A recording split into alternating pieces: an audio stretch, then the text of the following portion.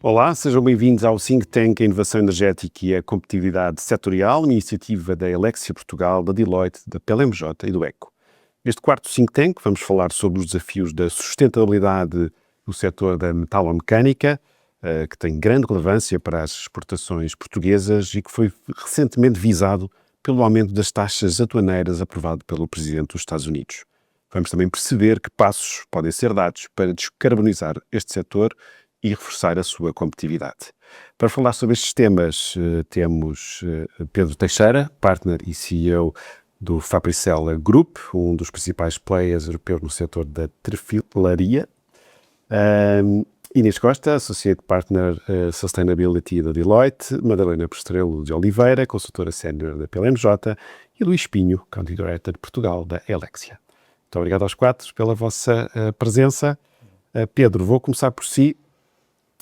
A 12 de março entraram em vigor nos Estados Unidos taxas aduaneiras de 25% sobre o aço, alumínio e produtos derivados, portanto, importados para os Estados Unidos. Que impacto pode ter este agravamento para o setor da metalomecânica em Portugal e para a Fabricela em particular? Muito bem, muito obrigado. Antes de mais, só fazer uma pequena introdução ao que é a Fabricela. A Fabricela é uma empresa familiar que iniciou a sua atividade em 77, unicamente com o fabrico de pregos. Hoje temos uma panóplia de produtos muito grande. Temos 2 unidades industriais em Portugal, em produção, na Zona Centro, em Coimbra, e outra em Friamonte.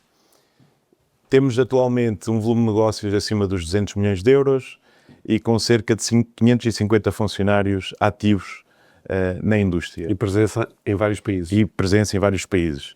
Além de termos Inglaterra e França unidades de distribuição, empresa de distribuição própria, estamos a exportar para cerca de 85 países a nível mundial.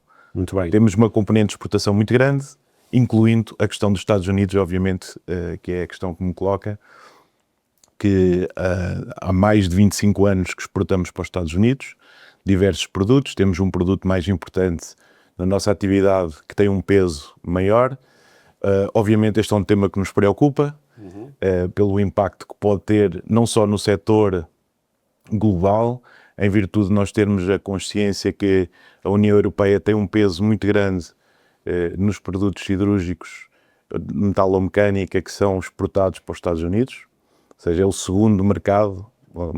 Na globalidade estamos a falar que os Estados Unidos importa cerca de 30 milhões de toneladas. Dessas 30 milhões de toneladas, estamos a falar que o Canadá é o primeiro país nos Estados Unidos e a União Europeia é o segundo mercado mais importante para os Estados Unidos. Ou seja, para nós, Fabricela, neste momento ainda é difícil perceber qual é o impacto que pode ter, porque há uma mutação muito grande. O produto que nós vendemos exclusivamente nos Estados Unidos é um produto que os Estados Unidos não é autossuficiente, necessita de importação, obrigatoriamente. O que nós verificamos, ou seja, as taxas foram aplicadas muito recentemente, ainda não conseguimos ter essa percepção no próprio mercado, mas o que verificamos é que a atividade vai se manter, com redução. Obviamente as quantidades que nós estamos, ou que estávamos historicamente a vender, vamos ter um impacto de redução, mas o que notamos é que já estamos a continuar a fazer alguns negócios, porque os preços no mercado interno subiram dramaticamente, o que provoca que podemos continuar a ser competitivos, se calhar não com a mesma quantidade, mas com volumes diferenciados. Não é? Que depois gera um aumento dentro dos preços dentro dos Estados Unidos, mais inflação. Os Estados Unidos subiu, para ter uma ideia, de uma semana para a outra subiram mais de 20% o preço destes produtos que nós estamos a falar. Ou seja, com a inflação e com tudo aquilo que nós já conhecemos do impacto que pode ter no próprio mercado interno. Exato. Inês, este agravamento das taxas aduaneiras, conjugado aqui com este discurso mais negacionista sobre os efeitos das alterações climáticas por parte da administração Trump, pode ter aqui um impacto no compromisso das empresas com a descarbonização? Muito obrigada, antes de mais, pelo convite. Pode ter um impacto, claro que sim, e isso nós assistimos que o que as empresas mais temem é a instabilidade. E, portanto, todas estas questões a acontecerem ao mesmo tempo, a situação dos Estados Unidos, a revisão da regulação a nível da Comissão Europeia, geram precisamente essa instabilidade que leva a que as empresas se retraiam mais naquilo que podem fazer relativamente ao seu modelo de negócio e a maneira como a sustentabilidade impacta nesse seu modelo de negócio. Mas a realidade é negacionismo nas alterações climáticas. Independentemente disso, a questão do risco associado a intempéries e a problemas relacionados precisamente com as alterações climáticas vai continuar. São as leis da termodinâmica, elas são reais em qualquer sítio onde nós estejamos no planeta. E, portanto, nomeadamente o sistema financeiro já alertou mesmo entidades nos Estados Unidos, como seja a JP Morgan, ainda muito recentemente, mesmo com tudo o que se está a passar, lançou o Chief Risk Analysis Officer da JP Morgan, lançou um estudo precisamente alertando para estas questões, dizendo que o risco financeiro é real, já está a acontecer e, portanto, empresas que não apostem ou na descarbonização do seu sistema energético ou no seu modelo de negócio para prevenir e mitigar estes riscos, são empresas em que o sistema financeiro, ao longo do tempo, irá desinvestir. E, portanto, eu penso que esta retração vai ser relativamente momentânea, não vai perdurar ao longo do tempo. É uma hesitação nesta fase, mas depois vai continuar, ou seja, vamos assistir realmente a uma quebra, mas depois vai-se retomar, se calhar para um ponto de equilíbrio diferente, olhando para temas diferentes, como seja, nomeadamente, as questões relacionadas com o uso de recursos, que para a metalomecânica é particularmente relevante. Quando estamos a falar, por exemplo, de um desvio de financiamento público para setores como a defesa, que são, obviamente, dependentes de grande parte da indústria metalomecânica para o fornecimento de produtos e materiais, vai levar a que, de facto, haja um novo olhar para este tipo de indústria e que vai exigir, obviamente, que o próprio setor inove na maneira como gere os seus recursos, na maneira como monitoriza as suas cadeias de valor, e isso, obviamente, também é sustentabilidade desse ponto de vista. Madalena, a taxonomia europeia é uma das condições para a implementação e monitorização da descarbonização. Enfim, mas não é o único fator. Existe de facto aqui esta vontade comum de avançar neste propósito de sustentabilidade. Acha que estas políticas da administração Trump podem abalar esse desígnio? Eu aqui estou muito alinhada com o que dizia há pouco a Inês. Eu acho que nós estamos num período de grande ruído em torno da sustentabilidade, grande ruído, seja o efeito Trump, seja a discussão a nível europeu, esta proposta ómnibus que está em cima da mesa para ser votada em breve, a brevíssimo trecho do Stop the Clock e com grande pressão para ser votadas as alterações materiais. E eu acho que é inevitável que qualquer alteração política num aliado, especialmente se estivermos a falar numa economia com particular importância, tenha aqui um impacto nas decisões políticas que depois norteiam o procedimento legislativo. Mas eu diria que, a nível da Europa, nós estamos mais do que a falar de um efeito Trump. O que nós vemos é mais do que tudo aqui uma alteração de ambiente político europeu, com um crescimento considerável de partidos anti-regulação climática, e isso inevitavelmente não poderá deixar de ter as consequências imediatas em países que se querem democráticos.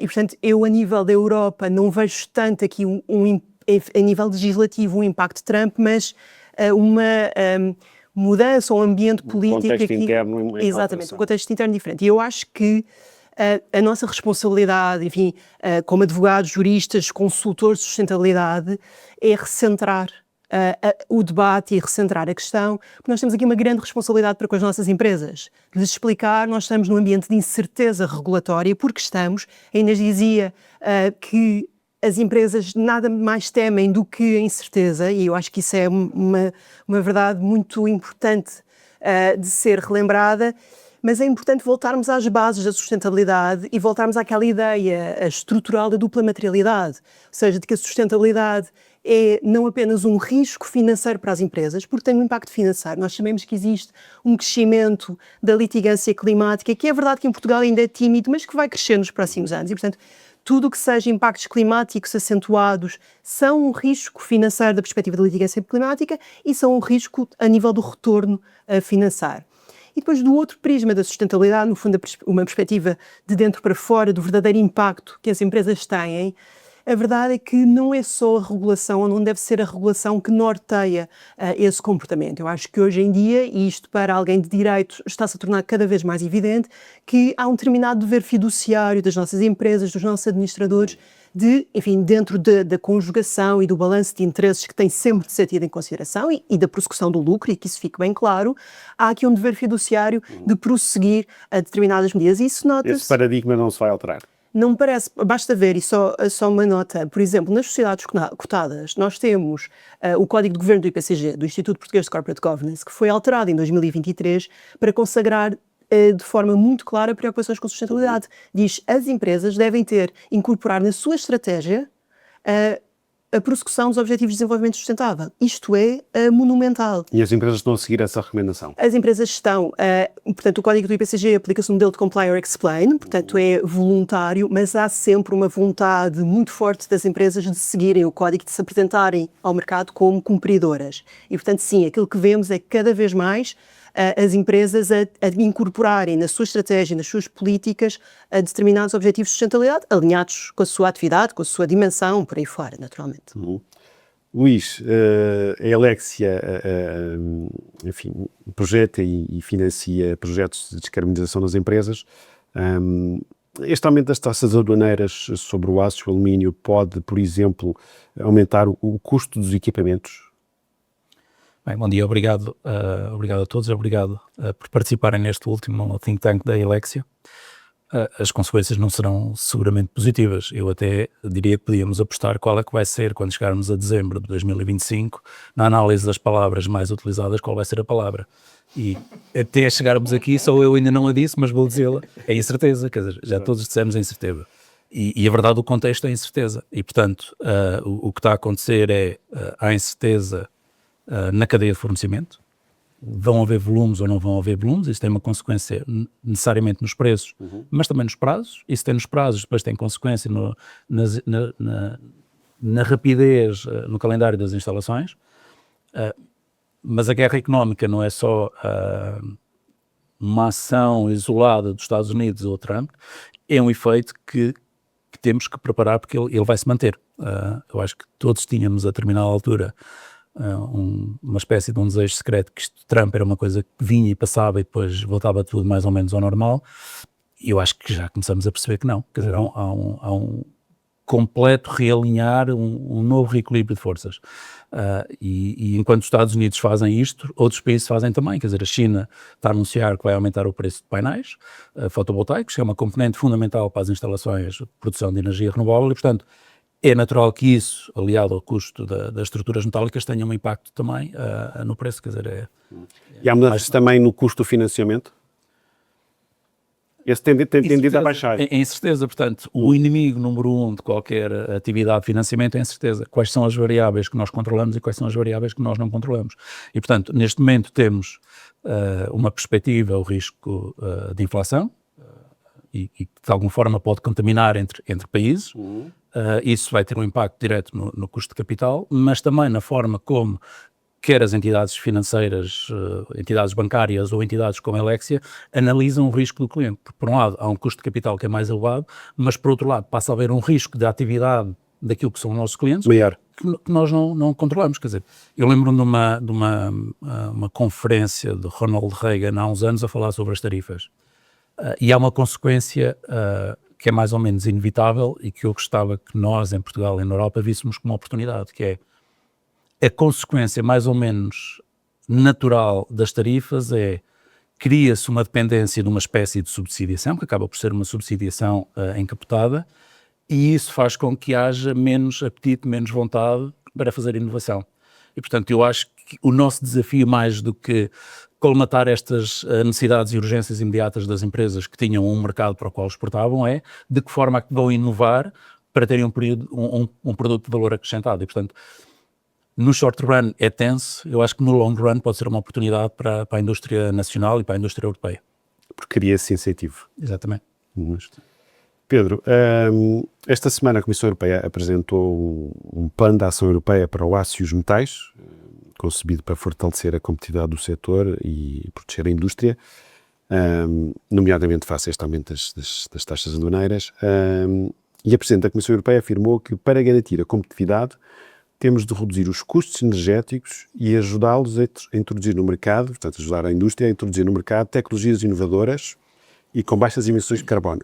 É este o caminho, ou seja, é preciso, de facto, arranjar aqui formas de,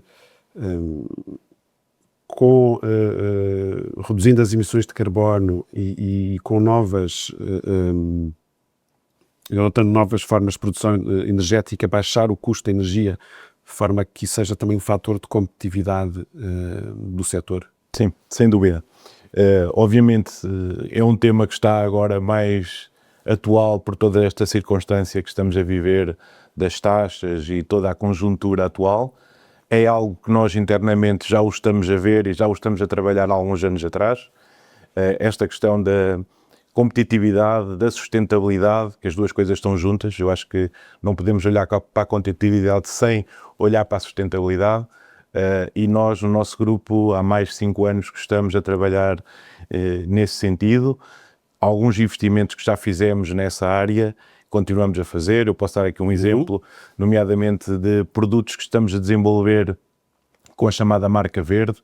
Criámos uma marca própria, onde foi registado, onde estamos a começar a divulgar, que são produtos que nada mais, nada menos do que estão a ser produzidos com matérias-primas sustentáveis, com processos mais sustentáveis, que permite ter a chamada EPD, ou seja, a taxa carbónica desse produto bastante mais baixa, que também é um fator competitivo, porque vai ser integrado nos processos construtivos do próprio setor da construção. Portanto, responde à necessidade, depois de quem compra esses produtos, de também ter emissões mais baixas. Exatamente, porque tem que incorporar na própria construção do edifício, de uma ponte, do projeto de grande dimensão, de uma obra de arte. Com impacto em toda a cadeia. Impacto em toda a cadeia. E, ou seja, a competitividade parte daí, parte de nós conseguirmos desenvolver produtos diferenciados, com taxas carbónicas mais baixas, que vamos conseguir ser mais competitivos, porque já não é só o fator preço que vai contar para essa tomada de decisão. Ou seja, isto é um processo que nós já estamos a trabalhar há algum tempo, daí fizemos alguns investimentos, nomeadamente de uma central de fotovoltaicos de grande dimensão. Tudo o resto estamos a desenvolver, mudanças de energia, nomeadamente eliminar o gás, converter a energias verdes, que também é um processo que estamos em curso, no sentido de conseguirmos ter a nossa cota-parte da sustentabilidade e também nos diferenciarmos no mercado. E eu acredito, e nós acreditamos internamente, que trabalhando antecipadamente nos vamos diferenciar em relação ao resto da indústria. Inês, o Compasso para a Competitividade da Comissão Europeia propõe, entre outras medidas, um alívio nas exigências relativamente ao reporte de sustentabilidade, com o pacote Ómnibus. Faz sentido fazer este alívio? Faz sentido fazer esse alívio se estivermos de facto a falar de burocracias ou de duplicações de trabalho exigido por esse reporte. Não faz sentido se estivermos a desregular nesse sentido, porque já está mais do que provado, e aliás, na esteira do Ómnibus saíram uma série de artigos científicos de análise sobre os impactos associados ao reporte e ao desempenho de sustentabilidade das empresas no seu contexto financeiro. E os dados o que demonstram é que há um impacto positivo, ou seja, os ganhos dos custos associados a reportar e tudo o que implica associado a esse reporte, os ganhos diretos e indiretos foram superiores, manifestamente superiores, porque o reporte foi apenas um driver para as empresas começarem a agir numa série de ineficiências que o facto desse reporte existir levaram a serem descobertas dentro das suas operações ou através da sua cadeia de valor. E, portanto, neste momento nós temos dois tipos de empresas. Temos empresas que preferem aguardar para saber exatamente porquê, porque a incerteza as afeta em particular e, portanto, querem perceber Para onde é que isto vai? para onde é que isto vai. Exato. E temos empresas que não vão deixar o caminho de continuar a querer reportar, sobretudo pelo facto de que, como estávamos a dizer há bocadinho, a peça de maior valor acrescentado associado ao reporte, nomeadamente ao CSRD, é a análise de dupla materialidade. Essa análise de dupla materialidade traz aqui um insight 360 às empresas sobre o que é que qual é o impacto delas no sistema de valor e como é que as mudanças nesse sistema de valor podem as impactar a elas do ponto de vista financeiro. E, portanto, a esmagadora maioria das empresas, atrevo-me a dizer, veem o valor acrescentado de fazer essa análise e de como é que essa análise pode depois impactar a sua estratégia do ponto de vista do modelo de negócio. E, portanto, o que eu penso é que não podemos arriscar a deitar o bebê fora com a água do banho. Ou seja, se nós estamos a usar o Omnibus para simplesmente deitar fora qualquer tipo de driver às empresas para realmente elas fazerem este exercício e este caminho, então a médio prazo estamos a prejudicar a competitividade dessas mesmas empresas. E estamos a nivelar por baixo. Mas ainda não é, na sua opinião, ainda não é certo exatamente se é isso que vai acontecer ou não.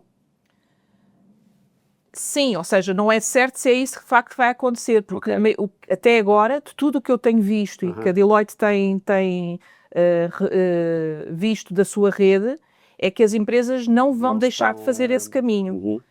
Se é com mais data points ou com menos data points, isso é irrelevante. O que é relevante, de facto, é elas fazerem este exercício interno, perceberem o que é que as pode vir a afetar no curto, médio ou longo prazo e realmente tomarem as medidas preventivas para atuarem antecipadamente. E, portanto, esse aqui é que é o grande valor acrescentado desta regulação. Madalena, não sei se tem esta mesma visão, ou seja, as empresas portuguesas, nomeadamente a indústria, estão de facto a fazer este caminho da adoção da taxonomia europeia? Sim, quer dizer, eu acho que as empresas estão a fazer esse caminho, eu acho que de uma forma plenamente alinhada com a CSRD e com as SRS, portanto com o reporte standardizado, acho que ainda não podemos dizer que temos generalizadamente as nossas empresas a aderirem, até porque para já ainda não estão todas, depende da dimensão naturalmente, mas ainda não estão todas vinculadas a um reporte desse tipo. Eu acho que aqui há vários pontos importantes. Eu se calhar voltava à ideia de que se falava há bocado, quer dizer, nós quando retiramos 80% das empresas do escopo da obrigação de reporte, nós não estamos a simplificar regulação, nós estamos pura e simplesmente a isentar. Isto não é simplificação. Simplificação é pegar na forma de reporte, nos SRS, e dizer temos menos data points, simplificamos, temos guidelines claras que dizem às nossas empresas o que é que têm de reportar e como é que têm de reportar, e outra coisa é dizer não reportam. E de facto o reporte não é só reporte, o reporte é aquele empurrão que algumas empresas que ainda não têm a sua estratégia de sustentabilidade bem definida, o reporte é o empurrão que elas precisam para o fazerem. Portanto, desse ponto de vista é um retrocesso. É claramente um retrocesso, é um retrocesso que para mais nem sequer chegou a ser implementado e, portanto, é um retrocesso, é um passo atrás antes do passo estar verdadeiramente dado. Nós em Portugal nem sequer transpusemos a CSRD, portanto, estamos num estado em que antes de transpormos, enfim, estamos em incumprimento naturalmente, mas antes de transpormos, estamos a assistir a um cenário europeu que nos diz que provavelmente aquela transposição poderá vir a ser diferente. E o que nós temos visto temos este caminho da Comissão Europeia, temos o Conselho, percebeu-se ontem, muito alinhado com esta ideia de que as medidas a ser tomadas devem ser, a expressão ontem utilizada era, já não era arrojadas, mas era, a ideia era nesta linha, que devem ser, medidas importantes. Portanto, parece que existe aqui um alinhamento. E a taxonomia tem aqui um papel importantíssimo e que se liga com o reporte, porque as empresas, quando reportam, têm de divulgar determinadas empresas com determinada dimensão têm de reportar se estão ou não alinhadas com a taxonomia, ou seja, de reportar qual é que é o volume de negócios que deve ser qualificado como sustentável de acordo com o regulamento. E a taxonomia tem este efeito importantíssimo de nos permitir ter aqui um level playing field, de sabermos, todos nós olhamos para um reporte de uma empresa e sabemos, quando esta empresa diz que está alinhada com a taxonomia, eu tenho certeza absoluta que há determinados objetivos que estão a ser seguidos e que há determinados princípios básicos que não estão a ser quebrados. Porque a sustentabilidade não é só ser fantástico numa coisa, é também assegurar o princípio do no significant harm, ou seja, não causar um prejuízo significativo a outros vetores por aí fora. Todo este pacote vem alterar também essa necessidade de alinhamento com a taxonomia. Empresas com mais de 1000 trabalhadores, mas com volume de negócios inferior a 450 milhões, podem, se quiserem, fazer um opt-in de reportar o seu alinhamento com a taxonomia, mas deixam de estar obrigados. E, portanto, tudo isto contamina, parece-me a mim, a cadeia de valor da sustentabilidade. Nós falamos muito de cadeia de valor das empresas, mas a sustentabilidade também tem uma cadeia de valor, porque as empresas são financiadas, têm investidores, e os investidores que querem canalizar os fluxos de capital para atividades sustentáveis precisam de saber quais é que são as atividades sustentáveis. Portanto, se nós diminuímos o reporte, os investidores vão por arrasto. Portanto, há toda uma incerteza de regime regulatório que é muito mais ampla do que aquilo que pode parecer à primeira vista, porque tem ramificações de tipo diverso. Pois, e depois vai ter impactos de segunda e terceira ordem. Vai ter, e depois nós temos, a nível regulatório, os intervenientes no mercado financeiro, as sociedades gestoras de fundos de investimento por aí fora, que têm de fazer um conjunto de reportes sobre o seu impacto em fatores de sustentabilidade e precisam de informação para o fazer. E, portanto, se não houver informação, o reporte que vão ter inevitavelmente de fazer é eu não sei. Que é o que nós vemos as empresas, as sociedades gestoras a fazerem. Pois, é o que acontece hoje. Luís, enfim, já falámos aqui sobre a importância de facto de reduzir aqui o custo da energia utilizando, nomeadamente, a energia renovável. Que passo é que a indústria, e em particular a indústria metalomecânica, podem dar para conseguir essa descarbonização?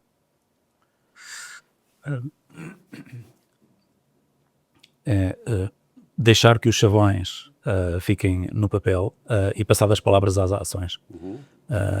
Nos últimos anos nós temos falado muito em eficiência energética, transição energética, descarbonização, mas a verdade é que não está assim a acontecer tanta coisa. Há uma componente que é a parte da autoprodução de energia, produzir localmente energia e suprir parte das necessidades da indústria, mas há mais que isso, é olhar para o processo produtivo e de que forma que o processo produtivo pode ser otimizado, pode ser alterado para o mesmo output consumir menos energia. Portanto, a eficiência energética, olhar para cada ciclo de produção, cada processo produtivo e tomar medidas claras. O Pedro falava há um bocadinho de limitar ou eliminar o uso do gás. Quer dizer, há um conjunto de processos produtivos que podem ser eletrificados. Portanto, se eles podem ser eletrificados, nós conseguimos produzir localmente parte da energia e, portanto, para além de termos uma maior autossuficiência, temos uma menor utilização de combustíveis com emissão de CO2, mas, acima de tudo, também eliminamos a palavra-chave que é incerteza. Nós passamos a ter controle ou segurança sobre uma parte da nossa necessidade de energia, portanto, acho que é muito importante. Portanto, eu diria eficiência energética, mas falar menos dela e mais ações. Exato. Eletrificação. Há muitos processos que podem ser eletrificados. Depois há uma componente que para mim é muito importante e que começa a ganhar uma relevância cada vez maior. Nós falámos há um bocadinho em off do efeito dos últimos dias do vento e das chuvas. Isto é um impacto no preço da energia. E, portanto, quando as empresas, até há algum tempo atrás, não faziam, e muitas empresas ainda não fazem de forma consistente e eficiente, a monitorização do seu consumo de energia, têm que o fazer, ponto 1, mas ponto 2 é, mais do que fazer a monitorização do seu consumo de energia, é ter soluções integradas, dinâmicas, de monitorização e ação sobre o consumo de energia. Porque isto vai permitir às empresas conseguirem adaptar o seu processo produtivo aos ciclos de energia, conforme ela é produzida, a disponibilidade de energia e a que preço é que a energia está disponível. E, portanto, isto vão ser elementos que vão permitir às empresas Mais melhor dados para utilização de permitir energia mais planeamento. e utilização de energia que lhes permita ser mais competitivos. Eu acho que estes são os três elementos principais para ações concretas para permitir à indústria ser mais eficiente e mais competitiva. Pedro, destas medidas, que projetos é que a Fabricela já tem instalados? Nós, neste momento, já temos uma central de fotovoltaico a iniciar o seu funcionamento eu diria uma mega central, visto que é um projeto em parceria aqui com a Elexia, que acho que é um projeto de referência em Portugal, visto que atualmente é a maior central de fotovoltaica em cobertura instalada em Portugal, com cerca de 6,3 megawatts, ou seja, é algo já importante que representa de autoconsumo entre os 17% a 20% do nosso autoconsumo, do nosso consumo total, ou seja, significa um ganho tremendo em todo o processo industrial. Estamos a trabalhar muito em todos os processos que estávamos a falar há pouco, ou seja, internamente, em processos de automação, transformação do gás para energias verdes, energia elétrica essencialmente, otimização de processos, em termos de movimentação interna dentro da própria indústria, visto que é uma indústria pesada, obriga a muita movimentação. Estamos a trabalhar muito nessa área, na questão de aplicar sistemas de AGVs, de movimentação, tudo em base elétrica. IoT, estamos a instalar sistemas de IoT também para otimizar todos esses processos e de forma a podermos analisar os pontos onde podemos trabalhar e otimizar os nossos processos. Portanto, a tecnologia hoje em dia dá uma grande ajuda nesse Muito, processo. é fundamental, é Cada vez fundamental.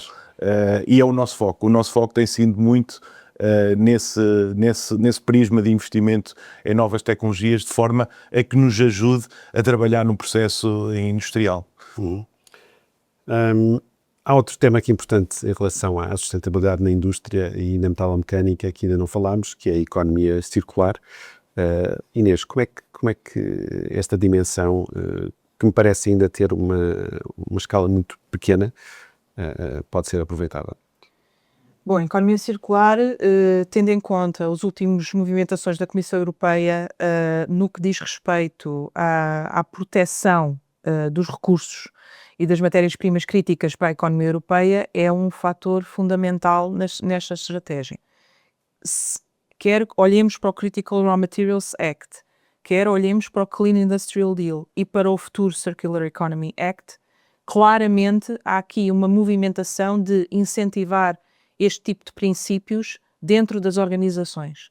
E neste caso a indústria metalomecânica e a indústria metalomecânica em Portugal em particular, a meu ver, tem aqui uma oportunidade gigante para poder acelerar estas práticas dentro da sua rede de empresas dentro do país. Aliás, isso é muito claro quando nós, por exemplo, vemos a Lufthansa a investir num centro de recuperação de peças da aviação no norte do país. Isso é muito claro quando nós vemos, por exemplo, o excelente trabalho que a oficina de Guifões fez com a recuperação das carruagens que comprámos a Espanha e com as poupanças para o orçamento público, digamos, que isso proporcionou. E a multiplicação para as empresas portuguesas, PMEs, que colaboraram na recuperação daquelas carruagens. Portanto, eu acho que nós temos aqui um caminho para fazer dentro do contexto da economia circular, sobretudo no que diz respeito à reparação, à remanufatura de grandes equipamentos industriais, que Portugal tem o conhecimento, tem os skills para o fazer, a força de trabalho com o conhecimento técnico específico para o fazer, que deveríamos estar a aproveitar e ainda não estamos totalmente a aproveitar. Não existe uma coordenação ainda suficiente, pelo menos visível, entre as empresas do setor para realmente capitalizar sobre essas estratégias. Dou um exemplo muito claro. Nós tínhamos, por exemplo, ainda há um par de anos atrás, tínhamos um dos portos de desmantelamento de navios certificado ao nível europeu, perdemos essa certificação. Neste momento, Portugal não tem um único porto certificado de acordo com as regras da Comissão Europeia para fazer o desmantelamento de navios. Quando estamos a falar deste tipo de equipamentos, estamos a falar de materiais. Materiais que são importantes para a indústria metalomecânica, com os quais elas necessitam para trabalhar. É importante recuperar, nomeadamente, essa licença. Exatamente. Ou recuperar e tentar perceber de que forma é que estes polos de conhecimento no que diz respeito à remanufatura e à recuperação de peças, componentes, materiais, produtos, podem ser melhor articuladas entre essas empresas, de maneira a criarmos realmente uma dinâmica, um centro de recuperação deste tipo de equipamentos a nível europeu. porque eu penso que existe essa base para nós podermos Há aí uma trabalhar. oportunidade, Há claramente. uma oportunidade, claramente. E, portanto, é preciso trabalhar sobre ela e haver essa articulação necessária para o efeito. Uhum. Madalena, quando falamos de taxonomia, falamos da Europa, mas o mercado é obviamente global, e um dos temas é sempre se há aqui ou não um level playing field. Era importante tentar expandir estes conceitos. Sim, enfim, importante, sim, possível Mais ou difícil. viável, já é uma outra conversa. E como é que Ou se seja, resolve isso? enfim, em teoria, portanto, no mundo ideal, resolver-se-ia com comunicação entre os Estados, os reguladores, a sociedade civil e todos os stakeholders. Claro que nós, não só fruto do ambiente político em que vivemos hoje, mas em geral, esta comunicação perfeita é muito difícil. E já agora é preciso também percebermos que, se calhar, a ideia de uma taxonomia global, que é muito apelativa, dita assim como grande chavão, mas na prática pode ter aqui muitos problemas. Nós temos muitos países envolvidos, países de tipo diferente, países em desenvolvimento, que podem precisar de ajustamentos pontuais face àquilo que seja um quadro global de taxonomia. Portanto, tudo o que é global, tudo o que é generalizado, tem sempre esse defeito de ser geral e, portanto, de ser menos sensível E o ao particular. multilateralismo está em crise, não é? Enfim, É. isso. Enfim, eu acho que é uma conversa que tem de ser tida. Há estudos que dizem que há 26 taxonomias sobre investimento sustentável, que todas enfim, não vou dizer em contradição, mas em tensão ou fricção em vários pontos. Quer dizer, isto é inviável para cadeias de fornecimento que são transfronteiriças, que são globais, é inviável para os investidores terem certeza, lá voltamos nós à palavra da certeza, terem certeza sobre os seus investimentos. E por isso é uma conversa que tem de ser tida, há um alinhamento generalizado que nós devemos procurar, mesmo que não seja uma taxonomia global, ainda que com nuances que depois possam ser implementadas a nível local, seja na Europa, seja noutros países, mas acho que é um caminho que temos de traçar necessariamente. O mecanismo de carbono na fronteira é uma via necessária. Que também é uma via necessária, parece-me, talvez não exatamente nos termos em que hoje está em vigor. Aliás, o pacote Omnibus contempla também alterações ao mecanismo de ajustamento de carbono fronteiriço, e é curioso porque os dados demonstram que retira do escopo uma percentagem bastante considerável de empresas, mantendo, no entanto, o seu efeito prático final, porque de facto havia ali uma falta de proporcionalidade entre as empresas abrangidas pelo mecanismo e o nível de importação relevante que estava ali a ser considerado para efeitos do regulamento. E, portanto, enfim, esse é um passo que tem sido muito menos discutido neste pacote Omnibus, tem-se dado muito foco ao reporte e à diligência devida e tem, de facto, julgo eu, ficado aqui um mecanismo de ajustamento fronteiriço de carbono um bocado para segundo plano e é importantíssimo de ser discutido também. Luís, enfim, já percebemos da nossa conversa a importância de manter ainda assim este caminho. Quando as empresas querem de facto optar por estes projetos de descarbonização, quais são tipicamente os desafios que enfrentam e o que é preciso para os ultrapassar? Por exemplo, o licenciamento hoje é mais rápido, é mais fácil? O que é necessário para de facto desbloquear barreiras que possam existir neste processo? Eu diria que há 3 elementos que são fundamentais. Primeiro é bem vontade.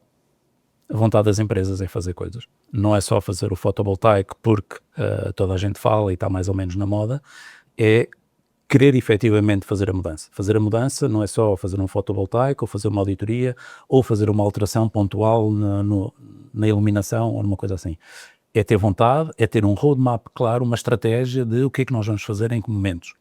Nós não precisamos de criar disrupção numa qualquer indústria. Temos é que ter uma estratégia. O que é que nós vamos fazer? É há 3 anos, é há 5 anos? Como é que vamos fazer isto nesta indústria? Portanto, se as empresas tiverem esta vontade e terem este roadmap, esta estratégia, é um passo muito importante. 2 é ter os parceiros certos. Se for a Elexia, melhor ainda. Que conseguem não só fazer um fotovoltaico que não é rocket science, mas que tem que ser bem dimensionado para as necessidades daquele cliente em particular, mas que conseguem entrar na indústria e conseguem desafiar a indústria com olhares que vêm de fora e que não percebem tão bem a indústria e o processo produtivo, sei lá, como a Fabricela, por exemplo, mas que trazem um olhar de fora e desafiam e permitem ser desafiados para pensar em soluções, para inovarem o que é que se pode fazer. E às vezes há sempre ali qualquer coisa que Diferente. ninguém pensou e que se calhar permite uma mudança. Isso é muito importante. E a terceira é a resiliência, e que linka com o que o André estava a dizer. E a resiliência muitas vezes é para lidar com as autoridades, com os licenciamentos, com a regulação que está relativamente bem definida nestas áreas, apesar de haver ainda alguns pontos, nomeadamente na área da eficiência energética e da representação contabilística, mas a resiliência para processos que em teoria estão definidos e que demoram 30 dias, ou 40 dias, ou 60 dias, mas é no papel, porque na realidade isso não acontece e depois temos muitos projetos que estão prontos, meses à espera de ser feita uma última certificação, uma última inspeção, ou, lembrando um sketch dos Gato Fedorento, há muitos anos o papel. E muitas vezes acontece isso, e portanto isso, as empresas muitas vezes, as empresas precisam ter resiliência, alguma paciência também, porque muitas vezes isto cria tensões entre o off-taker, a empresa, os prestadores de serviços que estão em tensões de prazos, etc. E isto cria alguma disfuncionalidade e muitas vezes isto também afasta algumas empresas de tomar as medidas porque sabem que entram em processos burocráticos ou administrativos, morosos e que são imprevisíveis. E isto, mais uma vez, é o grande problema. E esta imprevisibilidade é a incerteza. Enfim, terminamos então com esse apelo à resiliência. Enfim, julgo que ficamos aqui com um bom resumo daquilo que são os desafios de descarbonização da metalomecânica, daquilo que são os desafios regulatórios e os seus impactos na União Europeia e que soluções é que podem ser adotadas. Muito obrigado aos quatro. Muito obrigado.